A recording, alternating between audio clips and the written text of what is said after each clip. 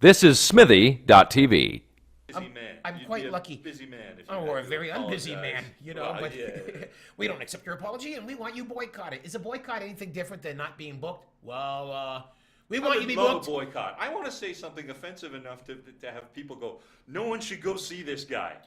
I want it in the news. Don't go see this Except guy. for we got our agents saying that. So No, but you know what I mean. Like, it's not hurt anyone, right? No. Anyone that's been, well, in Canada it would. In the United States I it don't wouldn't. know. I don't know. Well, here in Canada they'll take you to the human tribunal. Then you got to pay. Well, there's that $12,000, shit, right? so, that stuff. yeah. That stuff's got to be disbanded. All those human rights, it's they're way beyond their purview. You know, if you don't get an apartment because of a racial reason or whatever, you know, or Well, a you're not job, looking for an apartment. I would or- really resent not. No, what I'm saying is that their purview shouldn't extend as far as it does, right? Mm-hmm. And also, when they come after you, they come after you with the full weight and Of the resources government. of the government. So they should at least pay your defense. No, in Right? fact, you got to pick up theirs. I think. know that. Yeah. But I'm saying it's so completely unfair and outside the realm of normal law and You know what order. that'll do to a person? It's a kangaroo court. It'll make you join a militia group Well, because then you really got to beef and with the then, government. you got an issue with the new C-51, I think. I think. See, and because- right now we are talking treasonous because right I now think- we're I saying think we get are. away with a human And rights I have been tribunal.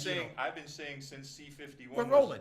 Since C-51 was a rumor, I said, we need to narrow the definition of terrorism and expand the definition of asshole. Except for then we'd have an anti. Well, then we'd have the liberals and the left having an anti asshole bill. Except that the liberals went along with it. They not only they jumped in there supported it like fully. they drove me into the arms of that dirty whore NDP is what the liberals did. Which you know, that means there must be something in the bill that's advantageous to the liberals, and that is government secrecy. Why is there so much secrecy with this government? They're Because doing we don't secret need to know deals. everything the government is Yeah, doing. we do need to know everything they're doing. If because- they're gonna sell our water, we don't need to know because Yeah, we'll only I complain. wanna know. Of course, Exactly, you wanna- exactly. If they're gonna give away our oil to another, then to we. sell it. The things that are going on, it's just and the secret deals with the Trans-Pacific Partnership, Yep. a secret trade agreement negotiated in secret that allows corporations to sue Canadian companies if their profitability is interfered with. Absolutely. Good God, But what- complaining by this though makes you could make you part of the It anti. could very well. I could talking very about well. it. But if you decide you're gonna do something about it, Well, I'm not going to do anything about it. I'm Canadian. now, but well, you might. You had those Canadians out in Alberta that were blowing up oil rigs and stuff when they Yeah, weren't happy well. with it. Every now and then, you know, some people say, "Get off my land," and they come equipped. well, they come with but weapons. That's blowing stuff up puts you in the realm of. Terrorists. Or is that an asshole? It could just be a colossal asshole, or maybe they're fighting against colossal assholism. That just may be the government. Now, how do you feel about knowing that the Canadian grain exchange has been sold To the Saudi Saudis? Arabians. The people that took down the towers on 9/11. We're going to have no more grain towers in Canada. Wake up, Canadians! Don't you see what's happening? But if you fly a plane into a grain tower, doesn't it just kind of just spill shit all over? You get puffed wheat for everybody. I was going to say. Yeah.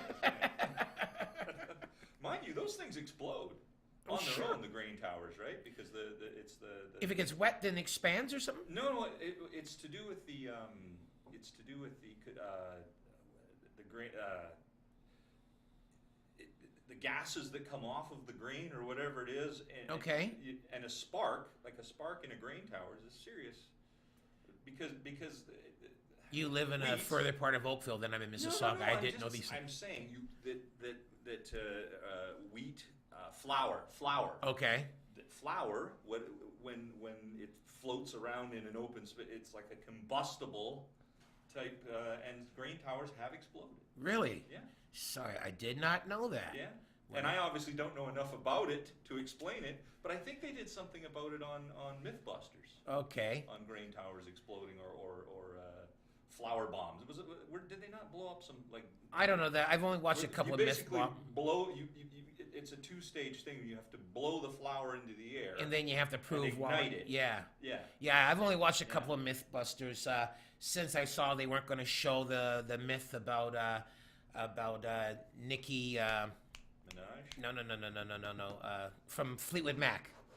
Stevie Nicks. Stevie Nicks. There is a myth that Stevie Nicks had an Asian woman whose job was to blow cocaine up her ass with a straw.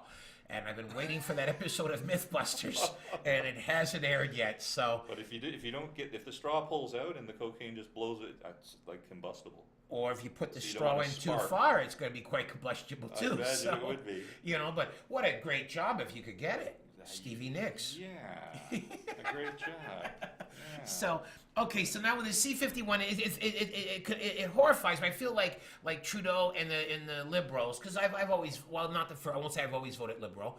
First time I've ever voted in my life, I voted Conservative, and that's because election time I got a calendar. And I had that Chicago mentality of voting Democrat. You vote for whoever gives you something.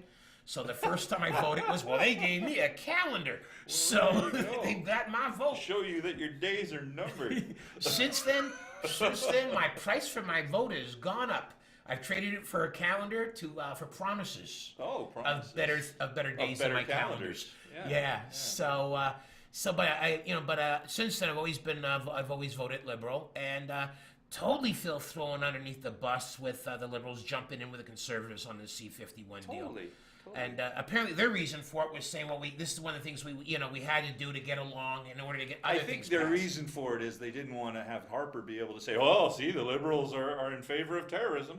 Yeah. Right? I mean, they always throw that up now. And well, if you don't agree, then We had that attack in you're on Ottawa. sign with the terrorists. We had that terrible attack in Ottawa with a man with a Winchester. Yeah. He watched the rifleman and thought, Well, not to give credence to conspiracies, but how hard is it to find some guy who's on the edge and wind him up and point him in the right direction or the wrong direction? it's not even hard to do that. I mean, we could do that with some of the people we know after We they've know, had exactly. a few beers. We know some people we But could wind up. And I just don't believe you even have to wind people up anymore, though. Well, Everybody's they walking just- on the edge. Right, so they just need to be pointed in the right direction, and all of a sudden it's a national threat, and we need, But I'm thinking I'm thinking this guy didn't have to be pointed in by the government. But he could have been, that guy, okay, Yeah. could have been a lone wolf, as they say. Yeah, but I believe that's more of a danger for Canadians than actual. cells. Yeah, Yeah. you know. Although they did find another one in Montreal the other day, they say, right? Well, The problem is too that all the information we get comes from the government. right. So So- how do we know what the hell's going on? We really don't. We have to. Now, do you worry about your privacy being invaded by the government? To some degree, I guess. Doesn't everyone? I mean, everyone says, well, if you have nothing to hide, who's got nothing to hide? I mean, the only thing the government could find out about me is sometimes I like marijuana, and I have a thing for women with big The asses. things you talk about in your act. I mean, the government doesn't have to wiretap you. They just have to listen to your seat. They just got to pay the coverage charge. And then they go, these are confessions. That's right. As long as it's not a corporate event. You're not doing a corporate event for the RCMP where you'll talk about those. I did a corporate event for I think I've done shows where the I did one for RCMP. CSIS once. Oh, yeah? Yeah, I think I did one for CSIS years. And did they years like ago. you, or did Am I they allowed to just talk- pass am I allowed positive to talk emails it? about I you don't with know. each other? That was a long time ago. I think it may have been before email. Might Yeah. have been before email. Otherwise, the Because reviews of CSIS your act could have been deleted. CSIS has been around since what, 1980, 84, something like that? 84, wouldn't that be, Well, yeah. Canada just felt like, we really do need some kind of Big Brother Some thing kind of here. Big Brother's Brother got to be more than surveillance. adopting kids and whose fathers I have always died. had a theory that the fathers of 1984, we'll call it the power elite, the people that the conspiracy people worry about. Mm-hmm. I have a theory that those people wanted to implement 1984, but then the book 1984 came out. And went, well, shit, we can't do it in 1984. Now we're gonna have to wait 20 years. That, and we got to think about how many Canadians have actually read 1984. Yeah. So that's another thing. How Though many Canadians have read 1984? I've glimpsed through it. We're seeing a lot more Orwellian stuff, and like the names of acts, the names of legislation. Right.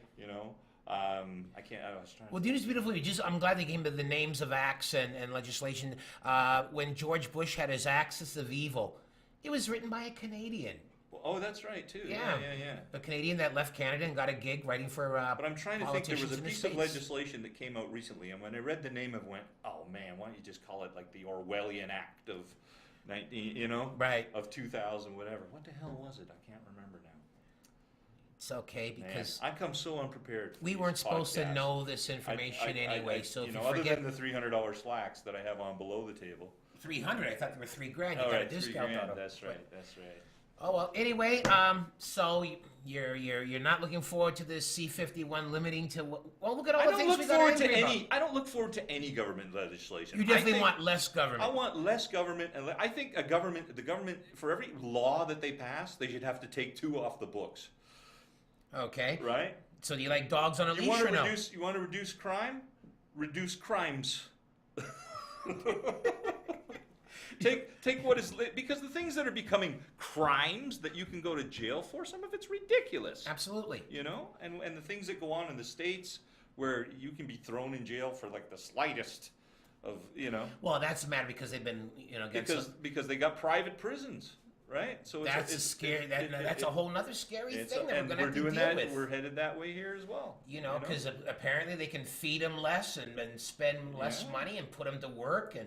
No one has ever satisfactorily explained to me how a private corporation that has to make money, okay, operates for less than a public corporation that doesn't have to make money.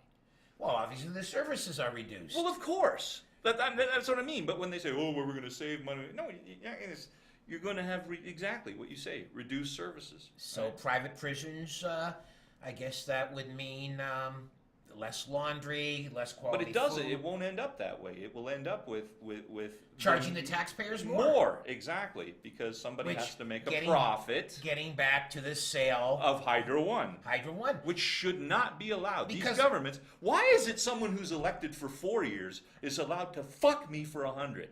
You know? And we make money on Hydro. Never mind Hydro. The 407. Okay. Terrible. Sold off to what other country sells part of their country to another country after building it, fucking rents it back from them with no controls over rent increases. And the citizens get raped. And on top of that, do you know there's in the legislation, in the 407 legislation, we're not even allowed to build a highway that competes with the 407. We're not allowed to interfere with the profitability of the what other corporation does? Who gets a guaranteed investment? Who gets that? A guaranteed investment. Anybody that does business with the government yes, of Canada. Exactly. That's because we're so polite. So who's Hydro One gonna be sold to? It'll be sold to some flunky lackeys, whatever, of the Liberal government. Maybe, right. Or maybe foreign investors. Oh, whatever. I think they had a thing that could only be 49% foreign investment. Yeah, but she shouldn't be allowed to sell it at all. Okay, no. The government and it makes 4 money years for us. Yeah, it's a money-making thing. So, gee, why is private enterprise interested in this? Because it makes money. You stupid. You know, it's just so infuriating that this Liberal government is still in charge and still polling high despite everything that they've done. All the corruption. Because people are afraid of what the Conservatives might do. Yep. Right? But then we just saw in Alberta, maybe they're ready to say, let the NDP see. I'm ready to go NDP. I'm at the point now where I could give a shit. Like, you and I are at an age where, like, oh, there's going to be a debt that our children have to pay? Well, that's not my problem. You know what I mean? I just want to know if they're going to build a cheap place for me to die in. Exactly. I just don't want to be under a bridge. Yeah, well, there's that. But you know, there's no way. There's no way a government elected on such a slim majority that this government has should be allowed to dismantle things that have been built through public policy. But they don't want to sell the liquor control. Years and years and they do want to sell liquor. Well, they said they didn't, and they don't. Oh, now yeah, the whole thing with the beer stores. Now I think they need to get rid of that beer monopoly beer too. in the grocery stores, and of course, now the LCBO union is we have to have consultation. Yeah, let's have a consultation. Let's spend more money on fucking lawyers and consultants and everyone else that makes out like bandits every time the government opens their fucking trap, right?